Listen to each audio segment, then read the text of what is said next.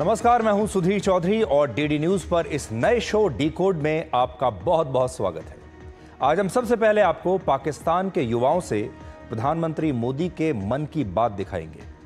पाकिस्तानी जनता के लिए इस मन की बात में एक चेतावनी भी थी और एक सलाह भी थी, और ऐसा शायद पहली बार हुआ है जब भारत के किसी प्रधानमंत्री ने पाकिस्तान की जनता से सीधे संवाद करने की कोशिश की है और पाकिस्तान के युवाओं को यह समझाने की कोशिश की है कि वो अपनी सेना और सरकार की बातों में ना आए और अपने बेहतर भविष्य के लिए अपनी सरकार पर आतंकवाद को खत्म करने के लिए दबाव डालें। प्रधानमंत्री मोदी ने पाकिस्तान के युवाओं को यह भी समझाया है कि उनकी सरकार के गलत फैसलों की वजह से पाकिस्तान के आम लोगों की जान खतरे में है। ये एक बिल्कुल नए प्रकार का संवाद है। इसके बाद हम आपको भारत के 5th जनरेशन फाइटर जेट के सपने को आपके लिए डिकोड करेंगे। भारत ने आज दुनिया के इस लेटेस्ट फाइटर जेट को अपने ही देश में बनाने के प्रोजेक्ट को मंजूरी दे दी है। अगर भारत ने इस फाइटर जेट का निर्माण कर लिया तो हम अमेरिका, चीन और रशिया के बाद चौथे ऐसे देश होंगे जिसके पास अपना 5th जनरेशन फाइटर जेट होगा। आज आपको बताएंगे कि हमारे लिए ये इतना जरूरी क्यों है, और आखिर में एक ऐसा शब्द जिसे सुनने के बाद आप शायद आज भी डर जाएंगे, और उसका नाम है कोविड। ये एक ऐसा शब्द है, ऐसी बीमारी है जिसे आप भूलना चाहते हैं। पिछले एक हफ्ते में भारत में कोविड के केस 4 गुना बढ़ चुके हैं। इस बार का कोविड पहले जितना खतरनाक तो नहीं है, लेकिन फिर भी आपको इसके बारे में पूरी जानकारी होनी ही चाहिए। इसलिए आज हम इस वायरस को एक बार फिर आपके लिए डिकोड करेंगे। लेकिन आज सबसे पहले हम पाकिस्तानी युवाओं से मन की बात को डिकोड करेंगे। कल भारत के प्रधानमंत्री नरेंद्र मोदी ने एक ऐसी बात कही जो इससे पहले शायद किसी देश के प्रधानमंत्री ने किसी दुश्मन देश के आम लोगों से नहीं कही होगी। उन्होंने पाकिस्तान के युवाओं से यह अपील की कि वो अपनी सरकार और अपनी सेना से सीधे सवाल पूछें। उन्होंने कहा कि पाकिस्तान की सरकार और वहां की सेना आम जनता की जान को खतरे में डाल रही है, और अब समय आ गया है कि पाकिस्तान के लोग ही अपनी सरकार पर दबाव डालें, इस बात का दबाव कि वो आतंकवाद का रास्ता छोड़ दे।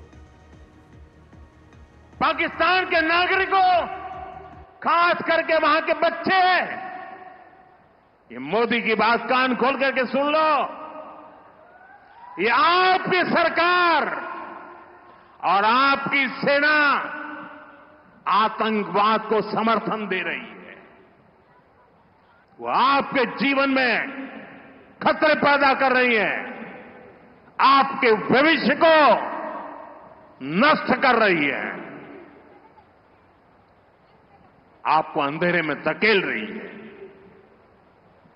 पाकिस्तान को आतंक की बीमारी से मुक्त करने के लिए पाकिस्तान के अवाम को आगे आना होगा, पाकिस्तान के नौजवानों को आगे आना होगा।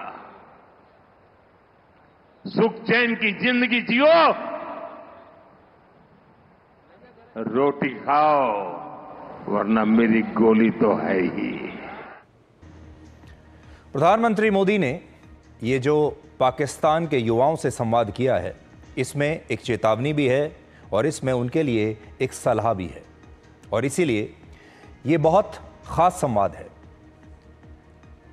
आज इस संवाद को डिकोड करना बहुत ज़रूरी है, और इसके पीछे क्या वजह हो सकती है और क्यों प्रधानमंत्री मोदी ने ऐसा किया कि वो अब सीधे भारत में बैठकर पाकिस्तान के युवाओं से बात कर रहे हैं। इसीलिए आज हम प्रधानमंत्री मोदी के इस नए प्रयोग को 5 पॉइंट्स में आपके लिए डिकोड करेंगे। पहला ये कि पहली बार है जब भारत के किसी प्रधानमंत्री ने बिना किसी सरकारी या डिप्लोमेटिक चैनल के पाकिस्तान के युवाओं से सीधे बात की है, और ऐसा करके प्रधानमंत्री मोदी पाकिस्तान में चल रहे वहां के नैरेटिव पर शहबाज शरीफ और वहां के आर्मी चीफ जनरल असीम मुनीर के कंट्रोल को अब सीधे चुनौती दे रहे हैं। अभी तक यही माना जाता था कि वहां के लोग, वहां के युवा वही सोचते हैं, उन्हीं बातों पर विश्वास करते हैं जिन पर उन्हें विश्वास दिलाया जाता है वहां की सरकार द्वारा, वहां की सेना द्वारा। ये एक बहुत बड़ी बात है। अब एक दूसरा पक्ष भारत के प्रधानमंत्री मोदी वहां के युवाओं के सामने रख रहे हैं। दूसरी बात यह है कि प्रधानमंत्री मोदी अब पाकिस्तान की आम जनता से संवाद करने का भी एक सीधा रास्ता खोल रहे हैं।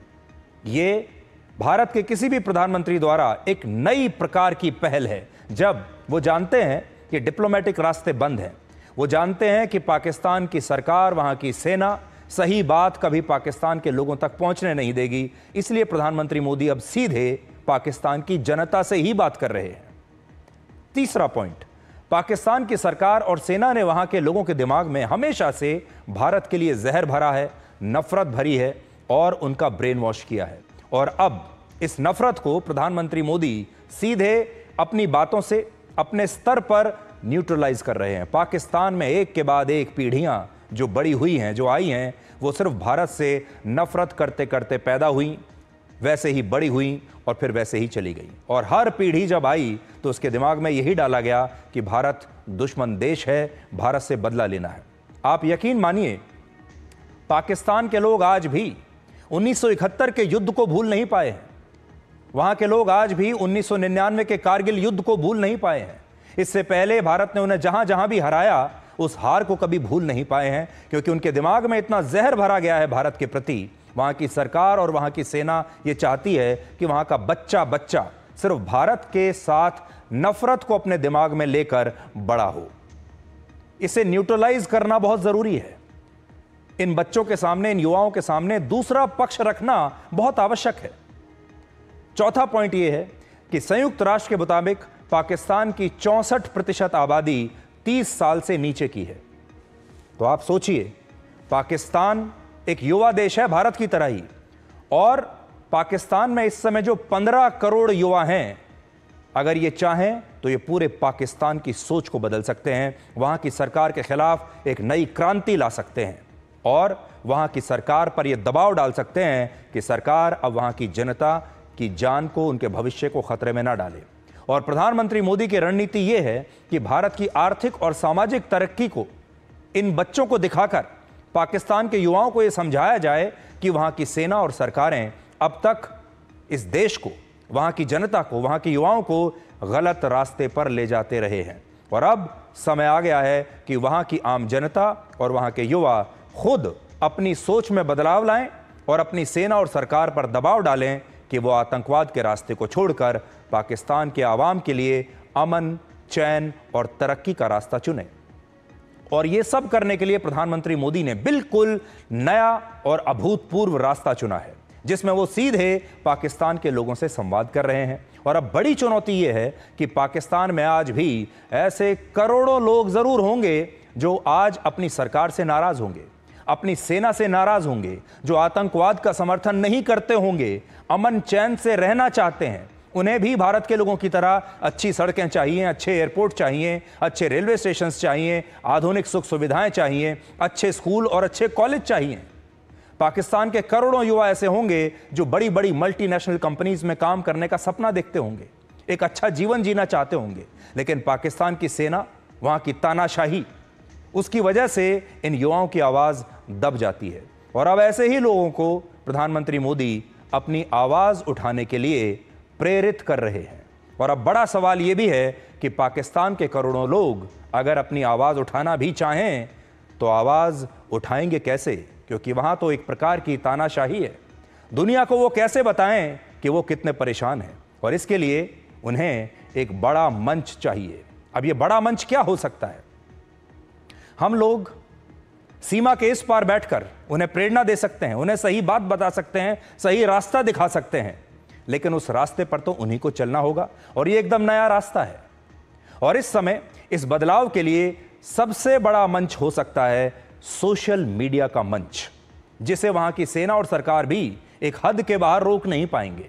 इसलिए आज हम पाकिस्तान के तमाम युवाओं से, जितने भी लोग पाकिस्तान में आज हमें देख रहे हैं या सोशल मीडिया के जरिए जितने भी लोगों तक हमारा ये वीडियो पहुंचेगा, आज उन पाकिस्तान के युवाओं से हम ये अपील करना चाहते हैं कि वो सोशल मीडिया पर अपनी आवाज़ उठाकर इस क्षेत्र में शांति स्थापित कर सकते हैं और अपने लिए एक बेहतर भविष्य चुन सकते हैं। आज हम पाकिस्तान के कंटेंट क्रिएटर्स को भी कहेंगे कि वो इस विषय पर अपने वीडियोस बनाएं, पाकिस्तान के युवाओं को इस विषय पर अपने रील्स बनाने चाहिए, सोशल मीडिया पर पोस्ट लिखनी चाहिए। ऐसे बदलाव के लिए संगीत का सहारा लिया जा सकता है, शायरी का सहारा लिया जा सकता है, फिल्मों और रंगमंच का इस्तेमाल किया जा सकता है, लेकिन हम कह नहीं सकते कि वहां पर पाकिस्तान के युवाओं को इस सब का इस्तेमाल करने दिया जाएगा या नहीं। लेकिन इन सारे मंचों का इस्तेमाल करके पाकिस्तान के लोग अपने ही देश में एक जागृति पैदा कर सकते हैं और पूरी दुनिया को यह बता सकते हैं कि उन्हें बाहरी दुनिया से अब क्या मदद चाहिए। आज अगर पाकिस्तान के लोग डिकोड देख रहे हैं तो हम उन्हें आज ये निमंत्रण देना चाहते हैं, उन्हें इनवाइट करना चाहते हैं कि वो सोशल मीडिया पर अपनी बात लिखकर, अपने वीडियोस बनाकर हम तक पहुंचा सकते हैं, डिकोड तक पहुंचा सकते हैं, सोशल मीडिया के जरिए मुझ तक पहुंचा सकते हैं और हम उनके संदेशों को, उनके वीडियोस को, उनकी रील्स को, अगर वो शांति के संदेश हैं तो हम पूरी दुनिया तक उन्हें पहुंचाएंगे। आज भारत के युवाओं से भी हम ये कहना चाहेंगे कि पाकिस्तान के युवाओं से उन्हें भी एक सीधा संपर्क करना चाहिए। आपने क्रॉस बॉर्डर टेररिज्म के बारे में तो बहुत सुना होगा, लेकिन आज हम क्रॉस बॉर्डर कम्युनिकेशन की बात कर रहे हैं। आज से एक क्रॉस बॉर्डर कम्युनिकेशन शुरू करते हैं जो कि क्रॉस बॉर्डर टेररिज्म को समाप्त करेगा।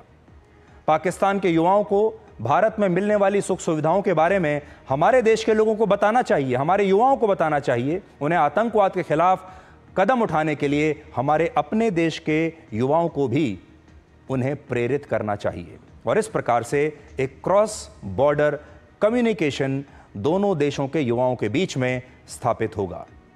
और इसीलिए भारत के युवाओं से भी और पाकिस्तान के युवाओं से भी आज हम यही कहना चाहते हैं कि खुलकर अपनी आवाज़ आप लोग उठाइए, खुलकर एक दूसरे की मदद कीजिए। भारत के युवाओं को पाकिस्तान के युवाओं की मदद करनी चाहिए और पाकिस्तान के युवाओं को अब और ज़्यादा डरने की आवश्यकता नहीं है।